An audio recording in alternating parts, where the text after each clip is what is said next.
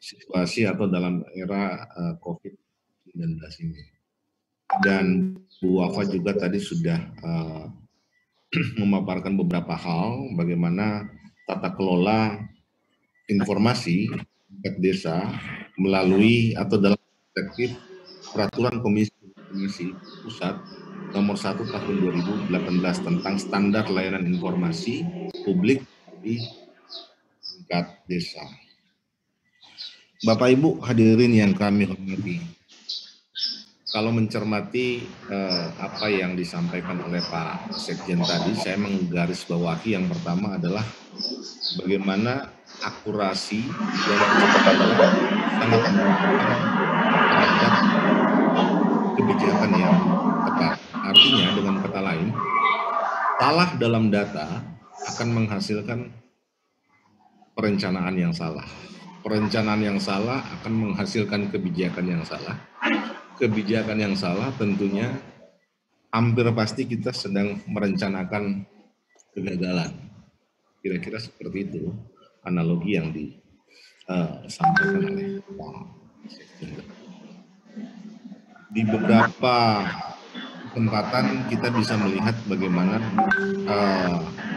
salah dalam data itu yang berakibat terhadap salah dalam kebijakan. Beberapa waktu lalu kami turun ke lapangan di salah satu kabupaten, kami menemukan misalnya ada 2 desa yang dalam satu kabupaten, misalnya desa A, mendapatkan dana desa 1,9 miliar dengan karakteristik desa itu metropolitan, perumahan sangat banyak pertokoan juga di sana, dan pada saat yang sama desa B dengan karakteristik yang betul-betul perdesaan itu mendapatkan dana desa hanya sekitar 700 juta.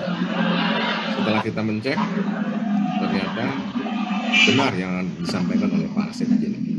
Data kemiskinan yang dijadikan rujukan dalam penghitungan dana desa oleh kabupaten tersebut adalah data kemiskinan tahun 2011 atau yang tidak update. Nah, inilah yang dimaksudkan oleh Pak Sekjen tadi, bagaimana akurasi data itu sangat penting untuk menentukan kebijakan yang tepat. Selanjutnya, yang saya garis bawahi yang kedua adalah soal kebijakan yang telah diterbitkan oleh Kementerian Desa, khususnya Keputusan Menteri Desa nomor 63 tahun 2020 tentang protokol normal baru desa, yang saya kira ruang lingkupnya itu mengatur bagaimana proses pelayanan publik di desa, kemudian kegiatan sosial keagamaan, kemudian kegiatan ibadah yang disesuaikan dengan kondisi penyebaran COVID saat ini. Kami berharap, Kementerian Desa tentunya berharap agar protokol ini bisa diterapkan di seluruh desa, karena objeknya adalah 2. Baik itu pemerintah desa sendiri sebagai pelayanan masyarakat maupun masyarakat sebagai objek yang dilayani. Mohon izin kami coba share screen terkait dengan beberapa hal yang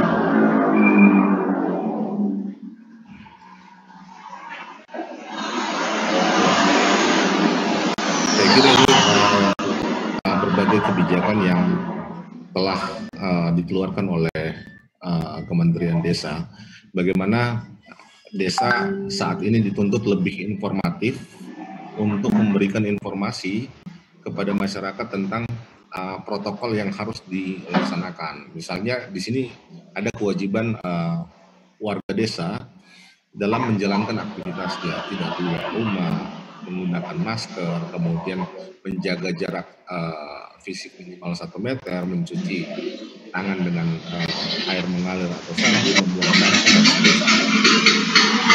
Begitu juga protokol pada saat pelayanan publik dilaksanakan di tingkat desa.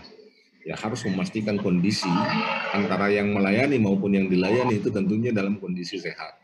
Kemudian harus disediakan juga fasilitas cuci tangan sesuai dengan protokol kesehatan saat ini, kemudian menggunakan masker dan seterusnya. Protokol pada saat menjalankan kegiatan sosial dan keagamaan, kemudian protokol pada saat menjalankan ibadah, sampai pada protokol ketika desa-desa memiliki pasar, aktivitas dari seluruh interaksi pasar tentunya perlu diatur sesuai dengan protokol kesehatan yang berlaku. Jadi pengelolaan informasi dalam era new normal ini menjadi sangat penting, dan alhamdulillah Kementerian Desa sudah sejak 2 bulan yang lalu telah menerbitkan kebijakan tersebut. Bapak Ibu hadirin yang kami hormati, berikut soal Peraturan Komisi Informasi Pusat Nomor 1 Tahun 2018. Ya, sejak awal kami berdiskusi dengan para komisioner di KIP sebelum Perki ini turun. Ya, kita mengharapkan pada saat itu dengan terbitnya Perki ini, pengelolaan informasi di tingkat desa itu menjadi lebih baik. Kita bisa menyaksikan fakta-fakta yang ada dalam beberapa kesempatan, baik itu melalui media sosial maupun media-media mainstream lainnya. Banyak sekali oknum yang meminta informasi dan memanfaatkan informasi itu dengan tujuan tertentu. Saya kalau tidak salah pernah mendapatkan satu rekaman video dari Provinsi Maluku, di mana waktu itu ada sekelompok orang oknum yang datang ke desa, kemudian meminta informasi berupa dokumen APBDes dengan seluruh pertanggungjawaban yang ada, dengan tujuan agar ketika informasi itu diperoleh bisa digunakan oleh pemohon informasi untuk berbagai hal, dan yang terjadi adalah ujung-ujungnya adalah pemerasan. Itu yang terjadi. Tetapi alhamdulillah dalam video itu pemohon informasi sempat dilihat oleh pendamping desa dan digagalkan oleh pendamping desa karena kepala desa waktu itu sudah mendapat kalau tidak salah sekitar 8 juta. Nah, hal-hal yang seperti ini yang diharapkan tidak lagi terjadi, karena ketika desa mengelola informasi itu dengan baik sesuai dengan yang diatur dalam Perkislip, kita mengharapkan desa itu lebih tangguh, lebih percaya diri, tidak lagi takut terhadap oknum-oknum yang memohon informasi dengan tujuan yang tidak jelas. Di dalam Perkislip saya kira sudah sangat jelas, sudah sangat rigid. Seorang lembaga ataupun perseorangan yang memohon informasi itu diatur harus melampirkan KTP, kalau dia lembaga harus menyertakan akta pendirian lembaga yang tidak hanya disahkan oleh Kesbag, tapi ada pengesahan dari Kementerian Hukum dan HAM. Nah, informasi-informasi seperti inilah yang perlu disosialisasikan kepada seluruh desa sehingga tidak lagi disasar oleh oknum-oknum yang akan memanfaatkan informasi di tingkat desa dengan tujuan tanda kutip tidak benar. Bapak Ibu hadirin yang kami hormati, secara regulasi di dalam pasal 86 Undang-Undang Desa saya kira sudah sangat tegas. Ini menjadi payung hukum utama bagi desa dalam mengelola informasi, di mana di dalam pasal 86 ayat 1 secara eksplisit ditegaskan bahwa desa berhak mendapatkan akses informasi melalui sistem informasi desa yang dikembangkan oleh pemerintah daerah kabupaten kota. Ayat selanjutnya menyatakan bahwa pemerintah dan pemerintah daerah wajib mengembangkan SID atau sistem informasi informasi desa untuk pembangunan kawasan pedesaan.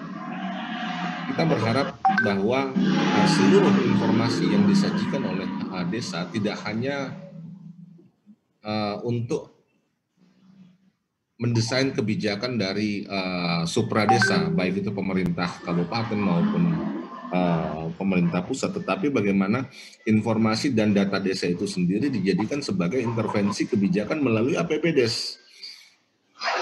Kita sangat menyadari bahwa banyak sekali perencanaan desa yang sekarang dilaksanakan itu tidak berbasis pada perencanaan maupun data yang berbasis masalah yang ada di desa. Sehingga faktanya sekarang kita masih melihat bahwa masih banyak daerah-daerah dengan status tertinggal karena ya seperti yang disampaikan oleh Pak Sekjen di awal, salah dalam data, tentunya salah dalam mengintervensi kebijakan. Bapak Ibu hadirin yang kami hormati, saya kira masih ada narasumber-narasumber. Saya tidak akan panjang lebar, tapi saya akan terus mengikuti forum ini sampai dengan selesai, dan kita berharap agar diskusinya lebih produktif dan insya Allah dapat memberikan informasi yang produktif bagi desa, khusus dalam mengelola informasi di tingkat desa. Demikian yang dapat kami sampaikan. Mohon maaf apabila ada hal yang kurang berkenan.